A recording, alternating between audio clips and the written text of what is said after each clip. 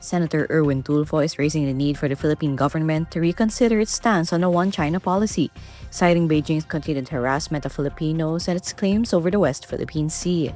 At a Senate Foreign Relations panel hearing on Thursday, August 28, Tulfo stresses that his personal stand comes from the belief that China no longer shows respect to the Philippines. The One China policy is an international principle wherein countries recognize the People's Republic of China as the sole legitimate government of China. It acknowledges that there is only one China, with Taiwan considered a part of it.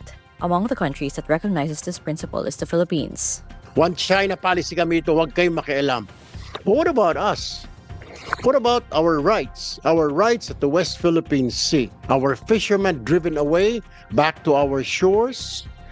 I mean, I don't know. But on my opinion, Madam Secretary, we really have to think of this position. I mean, yes, the United States is observing this one China policy. Hindi naman sila po binubuli. Tayo po nabubuli. In the same hearing, Foreign Affairs Secretary Maria Teresa Lazarus says the Philippines does not recognize Taiwan as a sovereign state.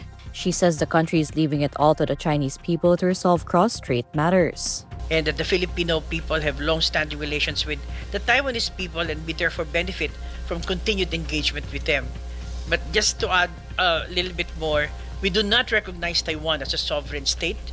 We leave it to the Chinese people to resolve cross-strait matters. Conflict will have an impact on geographically proximate territories. And the President did not deviate from our principle of non-interference in each other's internal affairs. Later in the hearing, the Foreign Affairs Chief addresses Tulfo's suggestion. She explains that there are ongoing mechanisms to de-escalate tension, especially in the West Philippine Sea.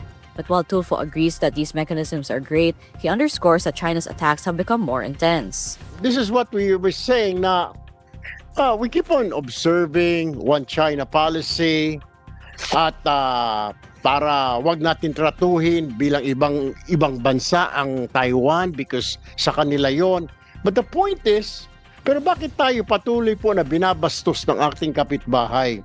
Is there any tangible leverage we have over China, or are we just allowing ourselves to be bullied in the name of diplomacy? China continues to assert its supposed sovereignty over most of the South China Sea, including the West Philippine Sea. However, a 2016 arbitral award effectively dismissed China's sweeping claims, ruling in favor of the Philippines' sovereign rights.